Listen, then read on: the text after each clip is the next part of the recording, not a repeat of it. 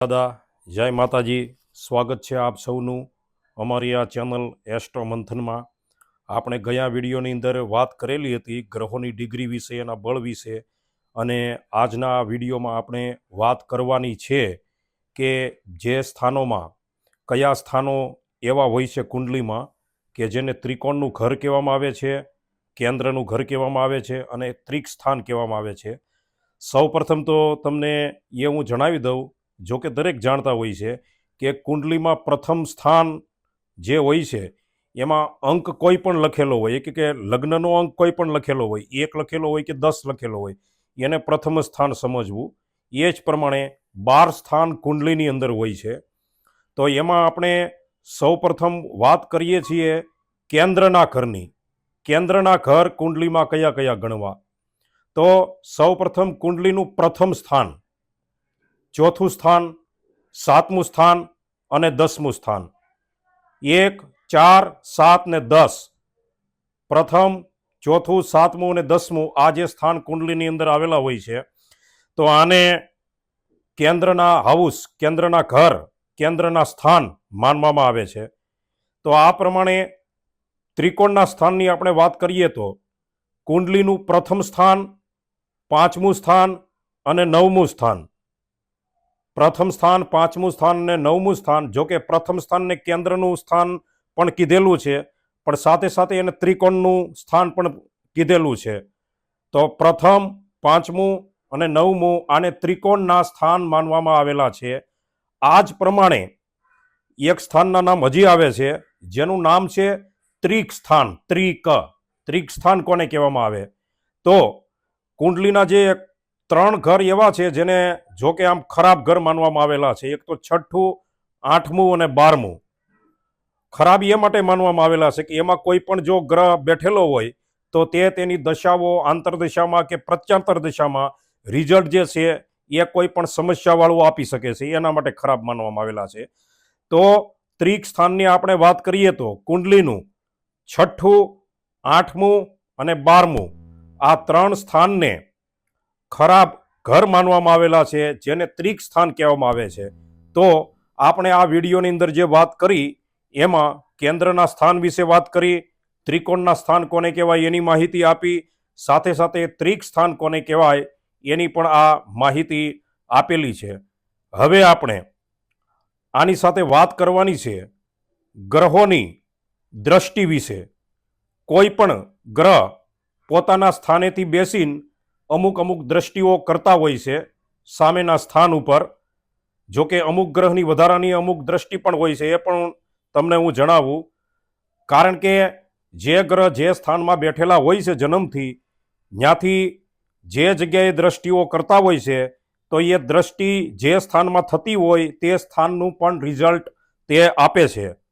જો કે સૌ પ્રથમ વાત તો એ કે સૂર્યથી માંડીને રાહુ કેતુ સુધીના 9 ગ્રહ પોતાના સ્થાનેથી રહીને 7મી દ્રષ્ટિ તો કરતા જ હોય છે. 9 ગ્રહની 7મી દ્રષ્ટિ તો પડતી જ હોય છે. પણ અમુક ગ્રહ એવા છે જેની વધારાની પણ અમુક દ્રષ્ટિઓ પડતી હોય છે. જેમ કે એક તો મંગળની પોતાના સ્થાનેથી રહીને 7મી દ્રષ્ટિ તો પડતી જ હોય, પણ વધારાની 2 દ્રષ્ટિ મંગળની આપવામાં આવેલી છે. જેમાં મંગળ પોતાના સ્થાનેથી રહી અને 4થે સ્થાન પણ દ્રષ્ટિ મારે છે. એટલે કે મંગળ જે સ્થાનમાં હોય ત્યાંથી જે 4થું સ્થાન થતું હોય તે સ્થાન ઉપર દ્રષ્ટિ મારે છે. અને સાથે સાથે મંગળની 8મી દ્રષ્ટિ પણ પડતી હોય છે. એટલે કે મંગળ જે સ્થાને હોય ત્યાંથી સ્થાન ગણવાનું રહે, જ્યાં 8મું સ્થાન આવે ત્યાં દ્રષ્ટિ મારે છે. એટલે કે મંગળની વધારાની 2 દ્રષ્ટિઓ હોય છે, એક તો 4થી અને 8મી. આ જ પ્રમાણે આપણે શનિદેવની વાત કરીએ તો શનિદેવ પોતાના સ્થાને જ્યાં રહેલા હોય છે ત્યાંથી 3જી દ્રષ્ટિ મારતા હોય છે.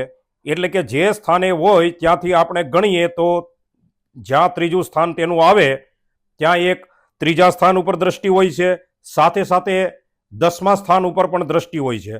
આ જ પ્રમાણે શનિદેવની પણ 2 વધારાની દ્રષ્ટિઓ આવેલી હોય છે, 3જી અને 10મી. હવે વાત કરીએ આપણે બીજા ગ્રહોની, તો ગુરુ, રાહુ અને કેતુ એની દ્રષ્ટિઓ એક સમાન હોય છે. જેમ કે ગુરુ, રાહુ ને કેતુ જે સ્થાન ઉપર બેઠેલા હોય છે ત્યાંથી વધારાની દ્રષ્ટિઓ જે મારે તો તે હોય છે એક તો પાંચમું સ્થાન. માનો કે ત્રણેય ગ્રહો જે જગ્યાએ બેસેલા છે ત્યાંથી પાંચમું સ્થાન જે હોય છે, પાંચમું સ્થાન જ્યાં પડતું હોય છે ત્યાં એક તો એની દ્રષ્ટિઓ પડે છે. સાથે સાથે આ ત્રણેય ગ્રહો જે જગ્યાએ બેઠેલા હોય છે ત્યાંથી જે નવમું સ્થાન એનું હોય છે તે જગ્યાએ દ્રષ્ટિઓ મારતા હોય છે. તો મિત્રો, આપણે આજે વાત કરીએ તે ગ્રહોની દ્રષ્ટિઓ વિશેની વાત કરેલી છે, જેમાં મેં તમને સમજાવ્યું તે પ્રમાણે દરેક ગ્રહોની સાતમી દ્રષ્ટિ તો પડતી જ હોય છે.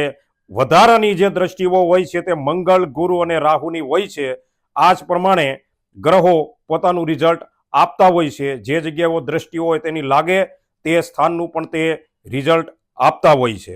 હવે આપણે આવતા વિડીયોમાં વાત કરીશું તો સૂર્યની સાથે અસ્ત અવસ્થાની વાત કરીશું. એટલે કે સૂર્યની સાથે કોઈ પણ ગ્રહ આવી જાય તો અમુક ડિગ્રી નજીક આવી જાય તો તે ગ્રહ અસ્ત થઈ જાય છે. અસ્ત થઈ જવો એટલે કે તે ગ્રહનું બળ લુપ્ત થઈ જવું. જેમ કે તમે કોઈ પણ બલ્બ ચાલુ કરો તો તેનું જે અંજવાળું તમારી સામે આવે, પણ તેની સામે તમે કોઈ મોટો ફોક્સ ચાલુ કરી દો તો બલ્બનું અંજવાળું બિલકુલ દેખાતું નથી. આ જ પ્રમાણે સૂર્યની બાજુમાં અમુક ગ્રહ અમુક ડિગ્રી નજીક આવી જાય તો તે અસ્ત થઈ જાય છે, જેને કારણે તેનું રિઝલ્ટ લુપ્ત થઈ જાય છે. તે વિડીયો વિશે આપણે આવતા વિડીયોમાં વાત કરીશું. ત્યાં સુધી દરેકને હર હર મહાદેવ, જય હનુમાન દાદા.